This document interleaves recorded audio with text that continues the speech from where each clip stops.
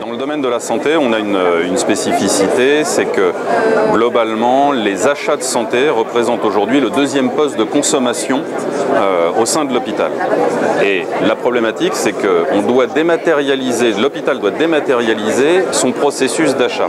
Cette chaîne, elle est assez complexe et aujourd'hui, on arrive sur toutes les phases amont de conception de l'achat, du besoin, elle est électronique. La réponse des fournisseurs aujourd'hui, elle est majoritairement électronique, à hauteur de 40% pour la réponse, voire plus pour certains marchés.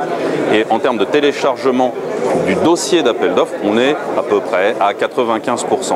Donc cette chaîne-là, elle est assez maîtrisée. Après, il y a des enjeux aujourd'hui qui sont principalement autour de la transmission en comptabilité publique, ce qu'on appelle le projet Helios ou le projet PES-V2. Ça, c'est quelque chose qui va devenir une obligation pour les hôpitaux à échéance de mars de l'an prochain. Et aujourd'hui, c'est les principaux enjeux que l'on a sont autour de ce problème-là. Aujourd'hui, techniquement, il n'y a pas de barrière. L'État a mis en place des homologations pour ce qu'on appelle les tiers de télétransmission, ce qui est le cas pour WooDrive ou les produits OmniClé.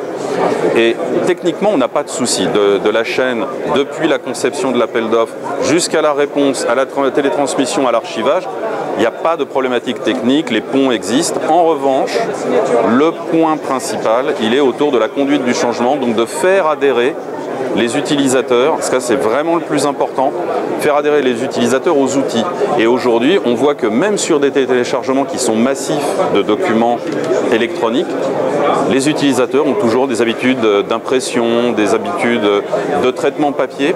Donc l'enjeu, il est vraiment autour de l'adhésion des utilisateurs. Et ça, c'est le point que l'on mène. Et c'est ce qui consomme le plus de temps dans une gestion de projet aujourd'hui. Le plus simple, et pour qu'un projet fonctionne, il faut arriver à isoler des groupes d'utilisateurs. Bien sûr, on a toujours les leaders, les supporters vis-à-vis des directions, mais on doit mettre en place et on doit faire participer des utilisateurs, donc des gens qui sont au quotidien, qu'on n'a pas l'habitude en général de mettre dans des gros projets comme ça, et de les faire adhérer.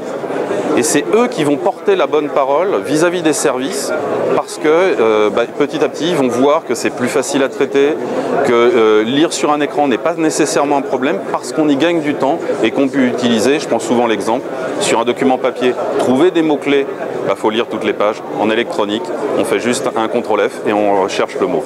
Ça, c'est un des éléments qui parle tout de suite à l'utilisateur.